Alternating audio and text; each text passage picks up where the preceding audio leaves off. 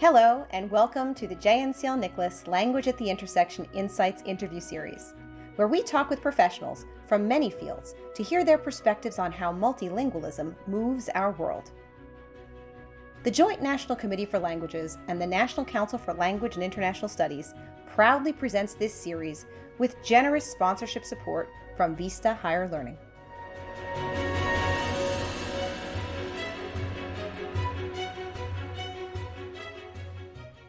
I'm Amanda Seawald, current president of the Joint National Committee for Languages and the National Council for Language and International Studies, JNCL-NCLIS.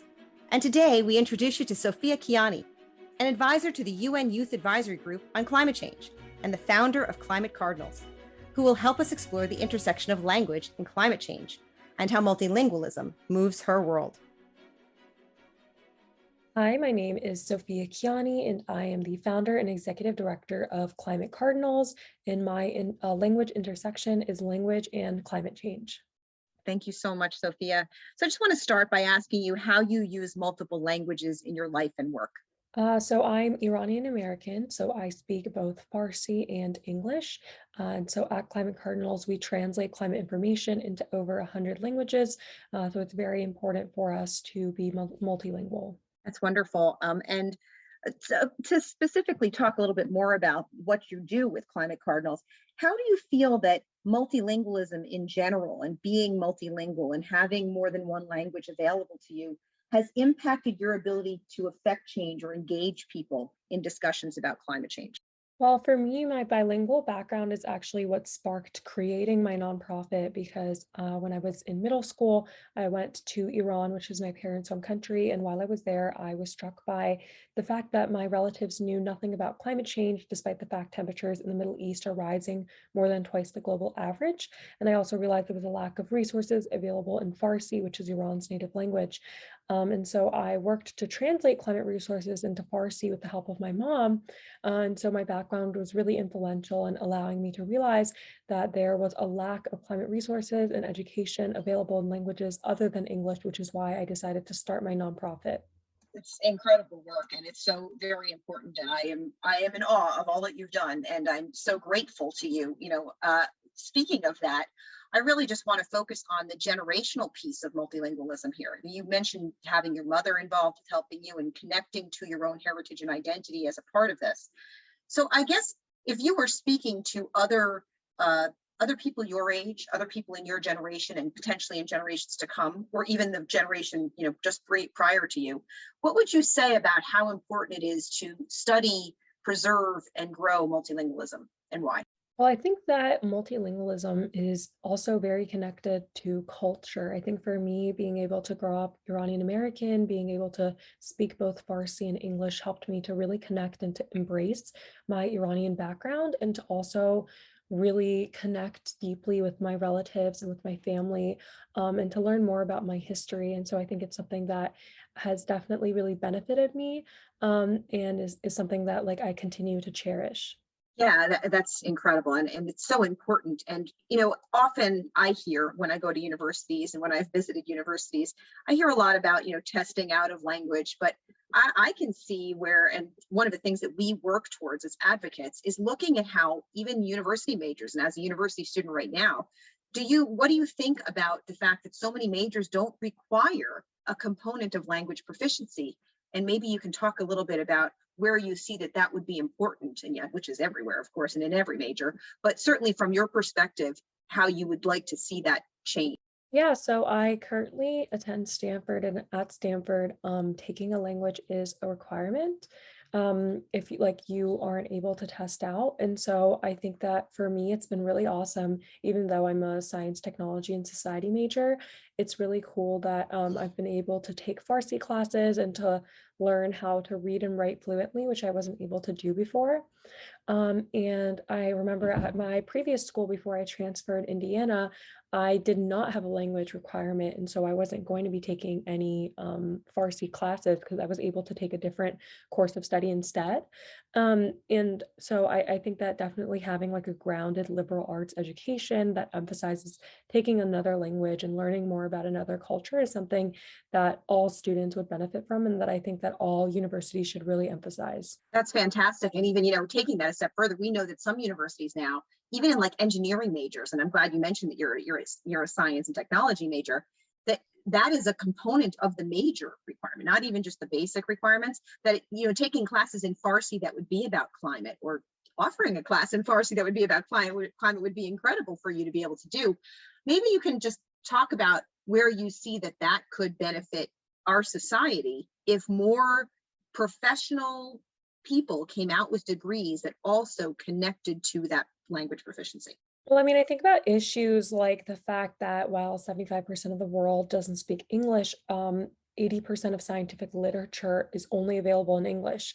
And so I think issues like that are really exacerbated by the fact that a lot of people don't take like second language courses, and don't realize how important it is to understand the world in another language and to communicate with other people in their native languages. And so I think that the way we would be able to like solve that problem is by emphasizing second language studies, and making sure that people are aware that like English isn't the only language in the world, and there are so many other languages that we need to be cognizant of, and we need to communicate, be able to communicate issues such as climate change in other languages as well. Thank you for saying that and for talking about that. And is there something that you wish that people knew about the impact that you can have on climate in particular, if you're able to utilize language in multiple languages? Yeah, I mean, I think that when it comes to climate change, the more people are aware and educated about the ramifications of climate change and what we can do, then the greater collective impact we'll be able to have, especially when considering that a lot of like large institutions that put out climate information, like the UN, they only provide their information in the 6 UN languages that account for less than half of the world's speaking population. So I think that being aware of the impact that having more climate resources and education available in more languages would have, I think that being aware of that would really push these organizations to be able to have their resources available in other languages to ensure that as many people as possible are able to learn about climate change and what they can do about it. And would you say that in addition to that's great. And would you say that in addition to having information in their language to educate them, that being able to understand issues of climate and issues of planet impact in another language also lends a different type of perspective? And if so, can you talk a little bit about that? I mean, I think that just learning about an issue in your native language has such a different impact, especially when considering that, like, when you're communicating with people in their native language and you're also specifically talking about the impacts that climate change are having on their community. I think that's how you're able to be most impactful. So for me, that was talking about like the impacts that climate change was having on Iran in Farsi. I think that's how I was able to have the biggest impact in like making my relatives aware of the issue and to really care about it. I love that you're talking about the intergenerational piece of education with regard to climate change and the planet, and of course the actual impacts that these things have. So I wonder, from your perspective, what you feel that your generation, and specifically your experience, can teach legislators in the United States, and can teach others, even our advocates, about how to approach climate change from a perspective that looks at culture and language and looks at the needs that people have. I mean, I think what my story really emphasizes is the need for an intersectional approach when it comes to climate change. So not just considering like teaching people just the science, but also teaching people things such as how climate change intersects with racism, how climate change intersects with economics. And so for me, like talking about how climate change intersects with culture and language.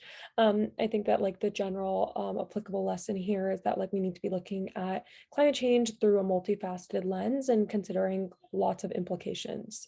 Sophia, I'm very, very inspired by you. I just want to tell you that, and as a mother of a person your age, I also am inspired by, to hear someone talk this way about it. And I hope that others in my generation and other generations can accurately hear, listen, and use the information that the knowledge that you're sharing with us to make a difference.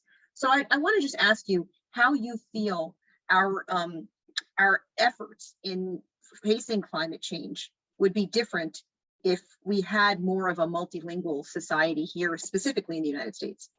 I mean, I think that we would just be able to like reach more populations and to be able to like greater convince people that climate change is an issue, since like there are a lot of people in the United States who either don't speak English or speak English as a second language. And I think specifically around like climate education, making sure that there are curricular options available in languages other than English, like even like the UN languages or like languages that are very commonly spoken, like Chinese, Russian, Spanish, making sure that climate education and resources are available in those languages that are spoken by a lot of people in the United States, I think would be able to really like convince the general populace, as many people as possible, that climate change is a huge issue and that they need to be getting out and voting and doing something about it.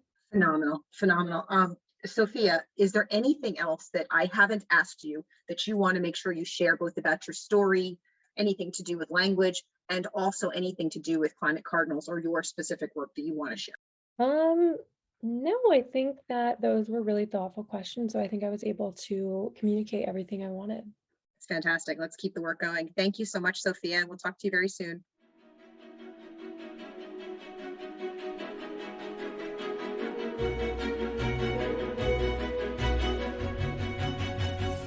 That concludes today's featured story from our Language at the Intersection Insights interview series. For more information about the advocacy work of the Joint National Committee for Languages and National Council for Languages and International Studies, please visit www.languagepolicy.org. To learn more about this interview series, hear stories from other professionals, and explore how language moves our world, visit www.languagepolicy.org/language at the intersection.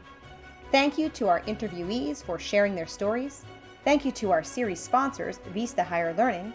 And thank you all for listening.